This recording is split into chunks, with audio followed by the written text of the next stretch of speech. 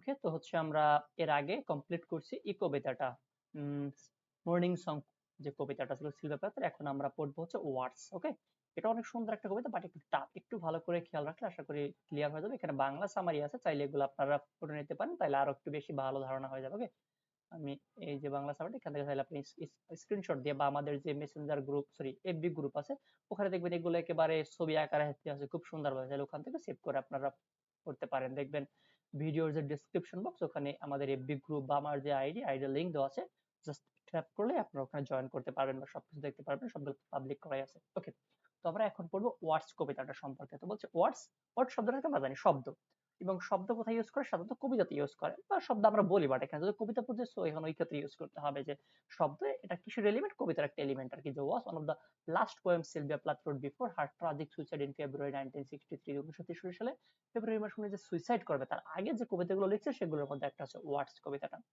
as the poem's title implies, যেহেতু কবিতার title থেকে আমরা কি বুঝতে পারি, words is a meditation on the very stuff of poetry. এটা কি কবিতা লেখার একটা মানে মাধ্যম আর কি, বা কবিতা লেখার একটা এলিমেন্ট। ওকে, এরপর কি বলছে, the poem opens with an image of axe. কবিতার শুরুতে কবি একটা অ্যাক্স এর কথা উল্লেখ করছে, বা কুঠার আমরা যাকে বলি। সে কেন এটা, সে কুঠারের কথা মেনশন করলো? যে দা স্পিকার কম্পেয়ারস ওয়ার্ডস টু অ্যাক্স। সে শব্দকে কম্পেয়ার করছে অ্যাক্সের সাথে। কেন কম্পেয়ার করছে? এটা নেক্সট লাইনে বলা আছে যে axes are sharp and their purpose is to cut wood. যে এই কুঠার এগুলো ধারালো হয় এবং তাদের উদ্দেশ্যকে কাট কাটা, মানে আমরা কুঠার দিয়ে তো কাটি কাটি জেনারেলি।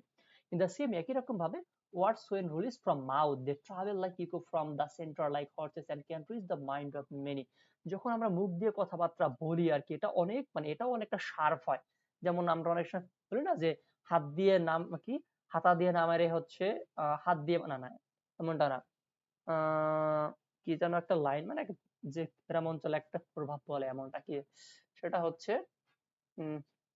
মানে হাতের মারের চাইতে কথার মার অনেক বড় আর কি। তো এখানে কবি ওরকমটাই বোঝাতে চেয়েছেন আসলে, যে যখন মানে কেউ, এখানে যেহেতু উনি কবি সুতরাং উনি ওনার মতো করে এক্সপ্লেইন করছে যে একজন কবি যখন কবিতা লিখে, এগুলো যখন মুখ থেকে বের হয় বা অনেকের কাছে পৌঁছে যায়, তখন এগুলো ওই কাঠের মতো, সরি এই কুঠারের মতো কাজ করে। যেন উনি কুঠারের সাথে এই ওয়ার্ডকে বা কবিতার শব্দগুলোকে বা কবিতাকে কম্পেয়ার করছে। যেমন কুঠার যেমন ধারালো থাকে, একেবারে সবকিছু মানে কেটে ফেলতে পারে, একই রকম ওয়ার্ড ওই রকমটা অনেককে এটা ইনফ্লুয়েন্স করতে পারে আর কি। এবং এটা অনেক দ্রুত চলে, কিসের মতো? ঘোড়ার মতো। এই জন্য বলছে যে like horses and can reach the mind of anybody. এটা অনেকের কাছে পৌঁছাতে পারে। যেমন এই যে সিলভিয়া প্লাথ একটা কবিতা লিখছে 1961 সাল না 1963 সালে।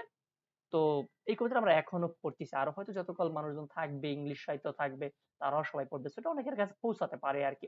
বলছে words can be sharp and cutting. যে ওয়ার্ডস কি শার্প হয়, ওকে, এবং এটা কাটার মতো। এখানে কাটা বলতে আমরা থর্ন বলি, ওই কাটা না আর কি। এখানে বোঝানো হয়েছে যে এটা যে কাউকে ইনফ্লুয়েন্স করতে পারে আর কি। That crisp sap comes brimming to the surface of the wood mass like tears well up in a person's eyes, or in the way that the water in a pond tries to return its calm, perfectly reflective state after being disrupted by a rock that falls into it and swirls the water around। দেখুন এখানে line কি বলছে, যখন আমরা গাছ কাটি কুঠার দিয়ে, তখন দেখুন ওখান থেকে একদমের রস বের হয় আর কি। ওইটাকে বলা হয়েছে হচ্ছে স্যাপ, দ্য ট্রি স্যাপ। মানে একটা কাঁচা গাছ যখন আপনি কাটবেন, কুঠারি যখন কোপ দিবেন, দেখবেন ওখানে কিন্তু এক রকমের রস বেরোয়, ওটাকে বলা হচ্ছে স্যাপ, মানে ওটাকে বলা হয় স্যাপ।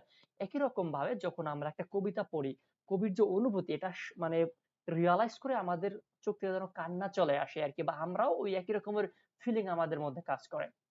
এই জন্য বলছে যে tears up well up in a person's eyes, or in the way that the water in a pond tries to return in its calm, perfectly reflective state after being disrupted by a rock that falls into it and swirls the water out। অথবা এরকমটা মনে হয় যে, মনে করুন একটা নদী, নদীর সামনে অনেক বা হচ্ছে একটা স্রোতধারা, ওকে, স্রোতধারার সামনে যদি আপনি একটা পাথর দিয়ে আটকে দেন, তাহলে কিন্তু স্রোতটা আর যেতে পারবে না। বাট যদি পাথরটা সরিয়ে ফেলা হয় কোনোভাবে, বা সেই স্রোতের অনেক বেশি ফোর্স থাকে, সে নিজে পাথরটাকে সরিয়ে নিবে এবং তার পথটা সে তৈরি করে ফেলবে। একই রকমটা এখানে বলা হয়েছে যে আমরা অনেক সময় ডিসরাপ্টেড হয়ে যাই বা পথচ্যুত হয়ে যাই। সো তখন আমাদের কিছু চিন্তা ভাবনা বা হচ্ছে কিছু আইডিয়া অথবা কিছু ইনফ্লুয়েন্সের দরকার হয়, যেটা দ্বারা আমরা ইনফ্লুয়েন্সড হতে পারি। তো এরকম কবি জাস্ট ওইরকমটা বলছে আর কি, যে তার যে চিন্তা ভাবনাগুলো বা তার যে থট গুলো, মানে এই যে ওয়ার্ড গুলো, শুধুমাত্র তার না, যে কোনো কবিতা হতে পারে। এই কবিতাগুলো পড়লে দুই একজন মানে ভালোর পথে চলে আসতে পারে, বা তার জীবনে বাধা থাকলে সেটা সে ওভারকাম করতে পারে আর কি। যেমনটা সেই যদি নদীর মানে স্রোতের ফোর্স থাকে, রকটাকে আসলে উপড়ে ফেলে বা সে রকটাকে মানে ছাড়িয়ে কোনোভাবে তার পথটা সে তৈরি করে না। একই রকম এখানে বলা হয়েছে তার ওয়ার্ড গুলো হচ্ছে ওই রকমটা যে এটা যে কাউকে ইনফ্লুয়েন্স করতে পারে। Similarly, words like X hurt so deep that tears fall like water, যে একই রকম ভাবে সেই এক্স এর মতোই যেন ওয়ার্ড গুলা যেগুলো আসলে যে কাউকে মানে যে পড়ে আর কি তার মধ্যে থেকে যেন পানি বের করে আনতে পারে বা তার ফিলিং গুলো জাগ্রত করতে পারে আর কি। and partify oneself, the feeling of sorrow tries to reaffirm its place into the speaker expression of the work of art। তার মানে এখানে কবি আসলে সেই কিসের মাধ্যমে এটা করতে চেয়েছেন, তার যে সাহিত্যকর্ম বা ওয়ার্ক অফ আর্টের মাধ্যমে আর কি। ওকে, মানে এখানে বলতে চেয়েছেন যে উনি লোকজনদের ফিলিং কিভাবে জাগ্রত করবেন, ওনার যে সাহিত্যকর্ম সেগুলোর যে ধারালো, আমরা বলি না যে যেমন অরুন্ধতী রয়ের একটা ইয়ে আছে the god of small thing, এটাকে অনেকে মানে অনেক সমালোচক বা অনেকে এটা বলে যেটা নাকি অনেক ধারালো একটা বই, মানে সমাজের সমস্যা বলে নিয়ে এটা ডিল করা হয়েছে আর কি। ওকে, সো এখানেও খুব বলছে যে আমার যে ওয়ার্ড গুলো, আমার না শুধু যে কারো ওয়ার্ড গুলো এটা যে কাউকে ইনফ্লুয়েন্স করতে পারে এবং এটা খুব ধারালো হয় সেই এক্স এর মতো, এবং একটা এক্স দিয়ে কাট করার সময় যখন থেকে রস বেরোয় একই রকম এই কবিতাগুলো বা এই সাহিত্যকর্মগুলো যখন একজন পড়ে তার এক্সপ্রেশনটা মানে যিনি পড়েন নাকি তার এক্সপ্রেশনটা এক্সপ্রেস করতে পারে, হতে পারে সে ইনফ্লুয়েন্সড হয়ে মানে কান্না টান্না করে ইত্যাদি বা এরকমের কিছু এক কথা সে ইনফ্লুয়েন্সড হয়।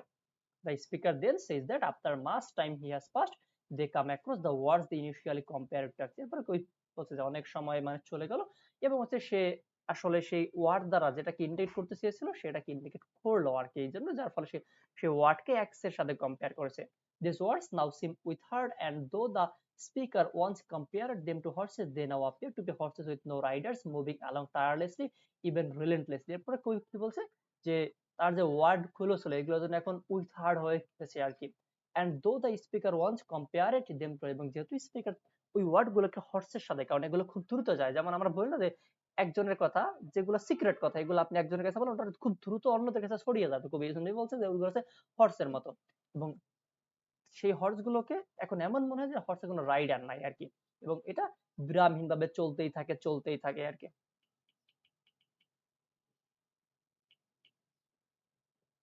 ওকে, মানে তার ওয়ার্ড গুলো যেন এখন শুকিয়ে গেছে এমনটা। এরপর বলছে যে in the mean time the speaker says the depths of the pond reflect the inflexible stars above stars, the war rule over the speaker fate because human lives are control by fate. এরপরে কবি এখানে আসলে ফেটের কথাবার্তা বলছে আর কি, যে মানুষের জীবন এটা ভাগ্যের দ্বারাই আসলে পরিচালিত হয়। ওকে, তো আর কি আছে না, তো সংক্ষেপে যদি এটা সামারিটা বলা হয় তাহলে হয় এরকম যে কবিতাটা কবি লিখছে তার সুইসাইড করার অল্প কিছুদিন আগে, এবং কবি এখানে কাব্যগুণের যে পাওয়ার বা শক্তি এইটা নিয়ে কথাবার্তা বলছে যে কবিতা বা হচ্ছে মানে যে কোনো লেখালেখি সাহিত্যকর্ম এটা এমন একটা জিনিস যেটা যে কাউকে আসলে ইনফ্লুয়েন্স করতে পারে। যেমন এখানে কবি সে তার যে শব্দগুলোকে বা কবিতার যে ওয়ার্ড গুলো এগুলো কম্পেয়ার করছে একশের সাথে বা কুঠারের সাথে, কুঠার দিয়ে আমরা কোনো কিছু আঘাত করলে ওখান থেকে শ্যাপ বা ওটাকে বলা হয় রস, রস বের হয়ে আসে। একই রকম কোনো কিছু পড়লে আমাদের মধ্যে ওইরকম ফিলিংস বা অনুভূতি জাগ্রত হয়, আমরা যেন কান্না টান্না করি, মানে যদি সেটা একটু ওইরকম যে কান্নার অত টাইপের বই হয় তাহলে আমরা কান্না করি ইত্যাদি ইত্যাদি। দেন এরপর আবার বলছে সেই ওয়ার্ড গুলোর অনেক পাওয়ার থাকে, যেমন করে এখানে বলা হয়েছে যে একটা স্রোতর সামনে যদি একটা নুড়ি পাথর থাকে বা একটা পাথর থাকে, তো ওই স্রোতের যদি অনেক ফোর্স থাকে সে পাথরটাকে সরিয়ে দেয় আর কি, ওখান থেকে সরিয়ে দেয়, তার জায়গাটা সে নিজে করে নেয়। একই রকম যদি ওয়ার্ড গুলা ভালো হয় আর কি, ওকে, বা সেই ওয়ার্ড গুলা যদি এমন হয় যে অনেক পাওয়ারফুল, সো এটা যে কাউকে ইনফ্লুয়েন্স করতে পারে, এক কথায় তাকে ইনফ্লুয়েন্স করে ভালোর দিকে আনতে পারে আর কি। এরপর কবি আবার বলছে এমনটা যে ওয়ার্ড মানে এই যে তার ওয়ার্ড গুলা সেই বা তার যে কবিতা আর কি, ওকে, সে যখন মারা যাবে তার এই কবিতাগুলো তখনও জীবিত থাকবে এবং লোকজনদেরকে তার এই কবিতাগুলো দ্বারা ইনফ্লুয়েন্সড, মানে তার এই কবিতাগুলো দ্বারা লোকজন তখন ইনফ্লুয়েন্সড হবে আর কি। ওকে, তো এই হচ্ছে মোটামুটি ওয়ার্ড কবিতার সার সংক্ষেপ। তো এখানে বাংলাটা আছে, আমরা বাংলাটা পড়ি তাহলে আরেকটু ভালো মতো মানে আইডিয়াটা ক্লিয়ার হবে। দেখুন এখানে কি বলছে, ওয়ার্ডস শব্দের অনেকগুলো মিনিং আছে। ওয়ার্ডস মানে শব্দ, ওয়ার্ডস মানে মনের কথা, ওয়ার্ডস মানে এই কবিতার কথাগুলো। সিলভিয়া প্লাথ এই কবিতার প্রথম ভাগে একটি কথা বলেছেন এবং বাকি সব ভাগে সেই কথার বিশ্লেষণ করছেন এবং জাস্টিফাই করছেন যে কবিতার প্রথম শব্দ হচ্ছে অ্যাক্স, যেটা দিয়ে আমরা কাঠ কাটি, যেটা দিয়ে কাঠের উপর আঘাত করা হলে কাঠের ভিতরে বিভিন্ন ধরনের কম্পন সৃষ্টি এবং একটি আওয়াজ বা সাউন্ড তৈরি হয় এবং প্রতিধ্বনিটা ট্রাভেল করে চলমান ঘোড়ার মতো দূরবর্তী স্থানে। দেখুন আমরা সেই কিন্তু ওয়ার্ডের সাথে মানে সেই হর্স বা হচ্ছে শ্যাপের সাথে কম্পেয়ার করেছিল, মানে যখন এক্স দিয়ে ওগুলা কাটা হয় তখন ওখানে কম্পন তৈরি হয় বা ইনফ্লুয়েন্সড হয় ওইটা। একই রকম আমরাও যখন কোনো একটা কবির কোনো কিছু পড়ি বা লেখকের কোনো কিছু পড়ি আমরা ইনফ্লুয়েন্সড হই।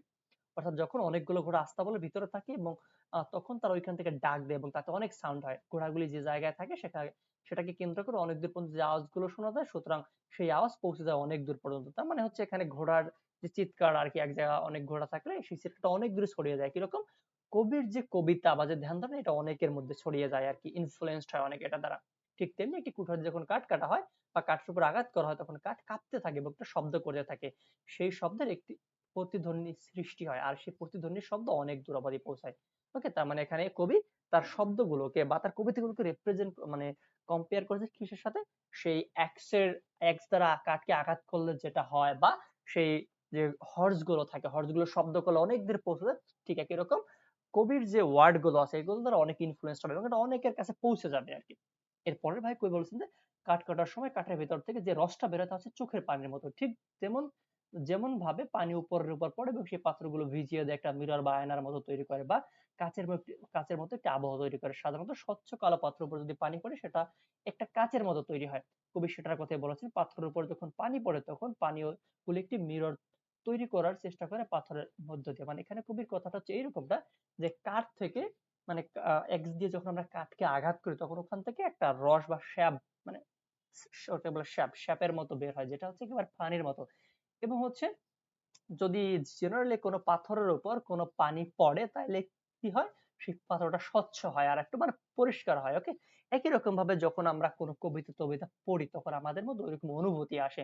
এক কথা সাপোজ একজন কোমল না একজন শক্ত হৃদয়ের মানুষ, সে যদি কোনো একটা মানে এমন কোন একটা কবিতা পড়ে যেটা কিনা তাকে অনেক বেশি ইনফ্লুয়েন্স, সাপোজ হচ্ছে কোন কবিতাটার কথা বলা যায়, আমরা ইরেজ রিটার্ন কান্ট্রি চার্চের কবিতাটার কথা বলবো। এই কবিতাটা যদি একজন পড়ে অবশ্যই সে হয়তো সেই স্টক পকেট যে গ্রামটা আছে ওখানে যে সমস্ত লোকজনরা মারা গেছে, যে সমস্ত গরিব চাষীদের কথা কবিতা উল্লেখিত আছে, এদের জন্য তার মনে একটু হলেও কিন্তু সেই মানে মন খারাপ হয় বা তার মনটা ভারাক্রান্ত হবে, তার মানে তার হৃদয়ের শক্ত হৃদয়টা একটু নরম করে দিয়েছে ওই কবিতার। তো এখানে খুব একই কথা বলছে যে তার কবিতাগুলো হচ্ছে এখানে সে পানির মতো, যে পানিগুলো কোমল করে দেয় বা পরিষ্কার করে দেয়, যেমনটা এখানে বলা হচ্ছে সে পানি পড়লে যেমন পাথর পরিষ্কার বা হচ্ছে সেই নদীগুলো পরিষ্কার হয়ে যায়, একই রকম কবিতা টবিতা যখন পড়ে বা কবির যে লেখালেখি যখন কেউ পড়ে তখন সে ইনফ্লুয়েন্সটা এগুলা দ্বারা, ওকে, বা সেটা দ্বারা প্রভাবিত হয়। এরপরে কবি কি বলছে, সেই ভেজা পাথরগুলো যখন পানির ভেতর পড়ে তখন অনেক সময় এগুলো পরিবর্তন হয়ে যাবে, দেখতে একটা কঙ্কালের মতো হয়ে যায়, মনে হয় সবুজ ঘাসগুলো এই পাথরগুলোকে খেয়ে ফেলবে।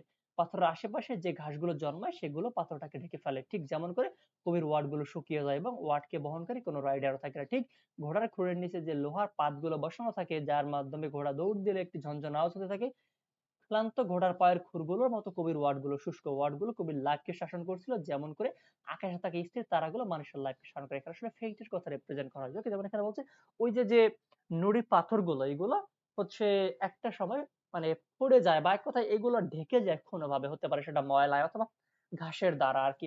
তো কবি বলছে তার যে ওয়ার্ড গুলো সবসময় সরস থাকবে, সবাইকে যে একই রকম ভাবে ইনফ্লুয়েন্স করতে পারবে এমনটা না। অনেক সময় হতে পারে যে তার ওয়ার্ড গুলো কেউ পড়বে না, সুতরাং তখন কি তার ওয়ার্ড গুলো শুষ্ক হয়ে যাবে, তার কোনো রাইডার থাকবে না। তো কবি এখানে আসলে ইনডিরেক্টলি তার যে ব্যারেননেস, ওকে, মানে তার মধ্যে ওয়ার্ড ছিল, মানে সে কবিতা লিখতে সক্ষম, বাট তার যে মেন্টাল ডিপ্রেশন এগুলোর জন্য সে তার ওয়ার্ড গুলোকে রিপ্রেজেন্ট করতে পারতেছিল না। তো তার এই যে কবিতা লেখার যে ব্যারেননেস বা সাহিত্যিক অনুর্বরতা, এটাকে সে রিপ্রেজেন্ট করছে। তার মানে এখানে কি বলছে যে মূলত ওয়ার্ডস বলতে কবি এই কবিতার কথাগুলোকে বুঝিয়েছেন। কবি বলছে যে একটা কুঠার দিয়ে কাঠের উপর আঘাত করে যেমন একটি কম্পন হতে থাকে, তার মধ্যে থেকে একটি আওয়াজ বের হয় আর অনেক দূর পর্যন্ত যায়, ঠিক তেমনি যেমন কোনো ঘোড়ার বাসস্থান থেকে ডাক দিলেও মানে ঘোড়ার ডাক দিলে অনেক দূর পর্যন্ত সেই আওয়াজ প্রতিধ্বনিত হয়, কবিতার ওয়ার্ড গুলো সাউন্ড করতে করতে একসময় অনেক দূর পর্যন্ত চলে যাবে এবং একবার রিলিজ হলে সেটাকে আর ফেরানো যাবে না, এটা অবিরত চলতেই থাকবে। আরো কবি বলেছেন একটা কুঠার যেমন ধারালো থাকে, মানে এর আগের স্টাজে এইটুকুতে কি বলা হলো, এইটুকুতে বলা হয়েছে হচ্ছে কবিতার ওয়ার্ড গুলোর যে পাওয়ারটা আর কি। ওকে, যেমন ঘোড়া যখন ডাক দেয় তারা অনেক শব্দ তৈরি করে আর কি, একই রকম কবিতার ওয়ার্ড গুলো এমনটা যে মানে এটা অনেক লোকজন থেকে ইনফ্লুয়েন্স করতে পারে আর কি। এরপরে আবার বলা হয়েছে যে কবি আরো বলেছেন একটা কুঠার যেমন ধারালো থাকে, কবিতার সেই কথাগুলো বা মানুষের মুখের কথাগুলো অনেক সময় সেরকম ধারালো হয়।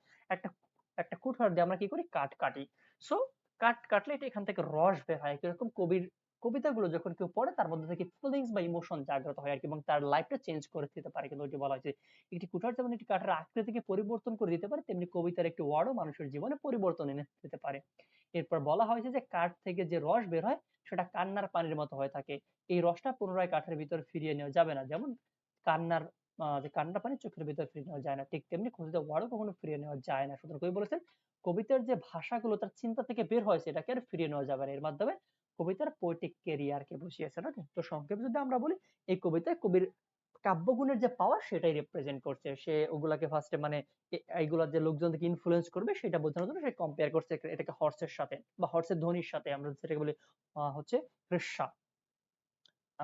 এরপরে আবার সে এটার যে মানে এটা কাউকে ইনফ্লুয়েন্স করতে পারে সেটাকে ইন্ডিকেট করার জন্য সে এটাকে কম্পেয়ার করছে অ্যাক্স এর সাথে। অ্যাক্স যেমন একটা কাঠকে আঘাত করে এখান থেকে রস বের করে বা হচ্ছে যে কাঠের পরিবর্তন মানে শেপটাকে চেঞ্জ করে দিতে পারে, এরকম কবিতার যে ওয়ার্ড গুলো এগুলো যে কোনো লাইফকে পরিবর্তন করে দিতে পারে। এবং এটা বলছে কবি এমনটা যে যেহেতু তার কবিতাগুলো লেখা হয়েছে এবং বা তার মুখের কথাটা এক্সপ্রেস হয়েছে, তো এটা কি আর আমার ভুল না যে কথা একবার বের হয়ে গেলে এটা আর ফেরত নেওয়া যায় না, ওইরকমটাই আর কি। যে কথা আর হচ্ছে যে তীর থাকে, সেই তীর একবার ছোড়া হলে আসলে আর এটা ভিতরে নেওয়া যায় না বা ফিরিয়ে নেওয়া যায় না। এরকম কবির কথাগুলো এরকম না যে আমি যেহেতু এগুলো বলতেছি এগুলো ফিরিয়ে নেওয়া যাবে না, এগুলো অবিরাম ভাবে চলতেই থাকবে চলতেই থাকবে। আর হচ্ছে তার মধ্যে ওয়ার্ড ছিল বাট ওয়ার্ড গুলোকে সে ভালো মতো এক্সপ্রেস করতে পারেনি। এটা কি তার কাব্যর মানে যে ব্যারেননেস বা অনুর্বরতা সেটাই সে কবিতার মাধ্যমে রিপ্রেজেন্ট করছে। তো এই হচ্ছে ওয়ার্ডস কবিতাদের সারসংক্ষেপ। এই সম্পূর্ণ ডিটেলসে পড়ালাম, আশা করি সবাই বুঝতে পারছেন। এছাড়াও যদি কোনো সমস্যা থাকে কমেন্ট বক্সে জানান, অবশ্যই আমি যতটুকু পারি সাহায্য করবো। ওকে, আনসার দেওয়ার চেষ্টা করবো। ঠিক আছে, বা এখানে আরো বিস্তারিত আছে, আপনারা চাইলে এগুলো পড়ে নিতে পারেন অ্যাজ উইশ।